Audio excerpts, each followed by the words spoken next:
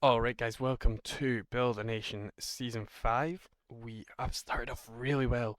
5 wins from 5 games. We could beat Aberdeen, Rangers, St Mirren, Dundee United and Hamilton. Did we have any Champions League qualifiers to play? We did not, which is a very positive thing. Let's check our transfer history. Um, of course, you guys know Annabel Martirez was going to come in. He is a pretty decent player. Did we have any sales?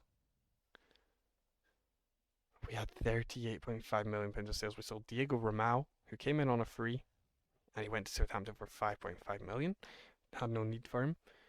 We sold Alvaro Linares for 1.9 million, and then the big one, we sold Flavien Cardon to Chelsea for £30 million. That's £25 million profit. Great sale. I think he was just in the job for us, and we got him gone. That's fine. Erdogan Chapar came in for us as a backup goalkeeper. I think he's pretty decent on a free. David Zima came in for £65,000. Brilliant signing. Really good centre back, I think.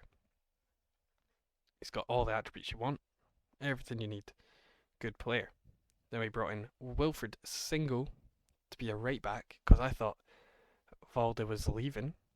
We had an offer in and everything. He said he was going, and he turned it down. It was to Bayern Munich. He turned it down. And then we signed Federico Navarro to play DM because Cardon left. So we needed a player in there. Leonardo Fernandez is our cam still. We have Hodzic up top because he's pretty good. Cyrus Amini out left. Hopefully this guy develops into a beast this season. Justin Armstrong is still there. And Kyle Mollo is going to be our starting goalkeeper this season. What a find he was. 500k from Cape Town City in the South African Premiership. Brilliant. Brilliant find. So of course we've still got James Penrice here. Nemanja Pavlovic is the man in that role. Liam Morrison trying to play centre back. Our CDM, we've got Andres Colorado. So competitions for us, we are in the Champions League. We'll check our schedule. We have to play AC Milan, Inter Milan, Liverpool, Stuttgart, Fenerbahce, Arsenal, Man United, and Ludogorets. So I'm not exactly confident in our ability this season. Hopefully, everyone else does well because I don't know if we're getting through. St Johnstone, they were playing in the Conference League qualifiers and they got through on aggregate 2-1 against CSK 1948, and then they lost to TSC. I think that's Bacca Topola. I put a bet against them the other day, and they lost an aggregate 1-0. And I'm pretty sure I lost that bet as well. So, cheers, lads. Kilmarnock played Zurich in the Europa League qualifiers where they lost 4-3 on aggregate, and then they got dropped into Conference League where they beat Derry City 2-0, but then lost to Osasuna 3-0. So, two teams still not in Europe. We had Rangers who had to play two legs, one game of Europa League qualifiers where they drew against Zurich 1-1 and then beat them 5-1 away from home. And they have to play Young Boys, Feyenoord, Apoel, Maccabi Tel Aviv, Athletic Bilbao, RB Salzburg, Astana, and Puskás Academia in the Europa League rounds, where I'm pretty certain they will get top 8. Pretty certain. And then Celtic, who had qualifiers, they beat Anderlecht 1-0 on aggregate, and then lost to Benfica in the Champions League qualifiers to send them into the Europa League, where they have to play Başakşehir, Benfica, Braga, Molde, Olympiacos, Midtjylland, West Ham, and Sirius. So, a bit disappointed with Celtic there. If they made Champions League, we would have had a lot more coefficients, but nevertheless, got 47.1 points here. Belgium, 37.7. What is going on in Belgium this season? They're dropped off a cliff, so we've taken over them, and I'm pretty sure that puts us up into 10th place, with us closing in on Netherlands to go into 9th, because Greece are just increasing every year. Apparently Denmark have more points than us this season. They got a 3.6. We've had a good couple of years though.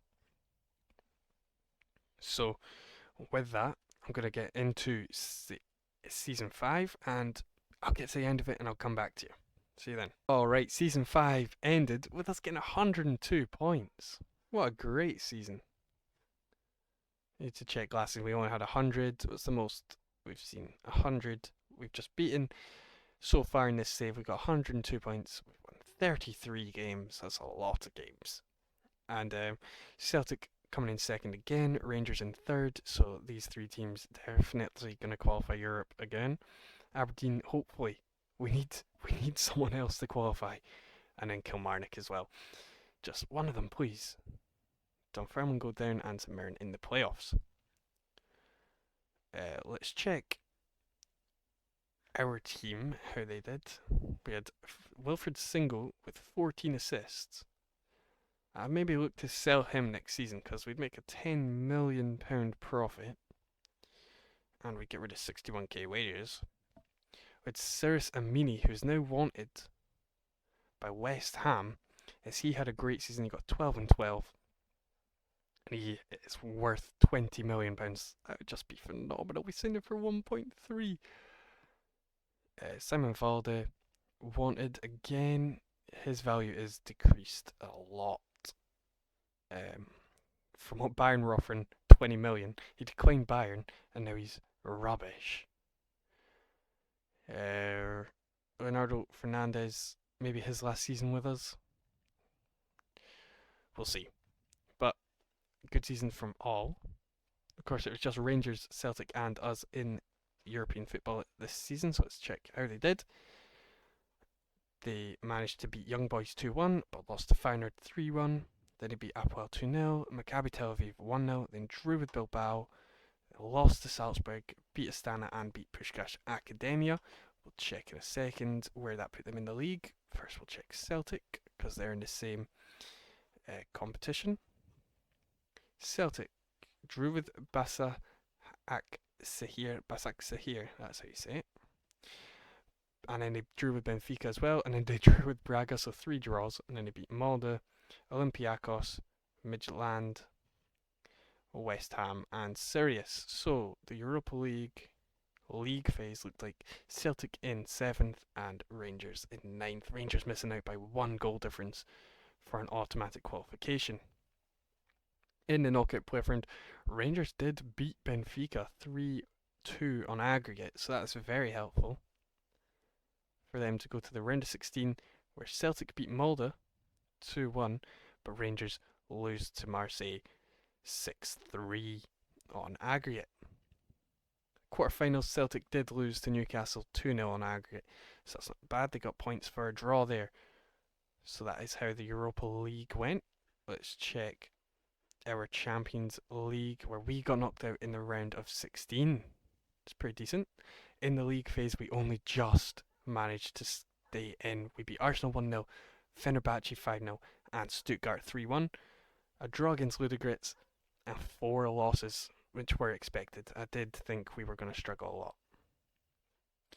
So the league phase there, we were into the knockout playoff round. We beat PSV 7-2 on aggregate. And then round of 16, where we lost to Inter Milan 3-1. That's alright. I think we did well. 3 teams in knockout playoff rounds, or knockouts in general, is good. We got 57.9 points, where that means we jump into 9th place. We almost jumped right into 8th. Oh, 8th would have been brilliant, taking over the Netherlands. But where does that put us? 11th only has qualifying spots, but we jump into 9th, where we get a league phase. We have 1 round of qualifiers in Champions League, 1 round of qualifiers in Europa League. A team makes it through the cup, and then just the usual in the Conference League. So that's pretty good. So we get guaranteed league phase place. I'm pretty sure I'll have to do qualifiers next season. that's how this goes. And then the next season after that, first place will not have to do qualifiers. Yeah, just go, just hope so. But we are ninth place. That is brilliant. We are moving up the rankings very nicely. Maybe next season we'll even catch this Portuguese, or sorry, the Netherlands. But they got 59.417 last season when we only got 48.3. So they're going to have a lot more points than us to start off with. I'm pretty sure that's how it works. Honestly, I don't know. Are we ever going to catch England? They're getting 27, so we're down on 13s. It's a really good season, actually. After our 14.3, we dropped an 11.7, which did let Greece catch us. But a 13.1 is brilliant. That's better than Portugal. Turkey up in 6th is crazy. Do we have any transfer clauses? I think I'll take that. I think I'll take that. I'll take that as well. And I will take that as well. Take all the money you can get, guys. Take all the money you can get. Now, youth intake, pretty poor. We did get a Thai player come through our intake, which is pretty strange. Never had one of those before in Scotland. A Thai player through an intake. Maybe we have a affiliate? No affiliates. That's pretty interesting. That's cool. But he is too small to be a centre back. So we're saying he's a left back. And hopefully he can become good. I did forget to show you some stuff actually. We signed Thomas Demartys in January for £5.25 million because we made a sale. We sold Nemanja Hodzic for £19.5 million. We're making profit all over the place. And then Thomas Demartys could go for 20 million, but he is a great player, so we'll stick around with him. We have over £100 million in the bank balance with 77 million in the transfer budget. So what can we do in the window? Gonna have to find out. Maybe Kevin Viveros' last season because it's not very good, but he was our top goal scorer. We're gonna lose players like Kevin Viveros and Leonardo Fernandez. Jan Danda probably leave as well. We need to find some attacking midfielders. Colorado and Navarro could probably leave. Lara could leave. Singo could leave. We'll just try and make as much money as we can, and then build with new players. Because Pearson's going to leave as well. We've got Ketel Molo. There's no need for Pearson. No clubs want him though. So yeah, I've got a good plan going into season 6. Hopefully it works out. And hopefully we keep moving up the coefficients and we can get done by 10 seasons. Imagine that. I'll see you in the next episode.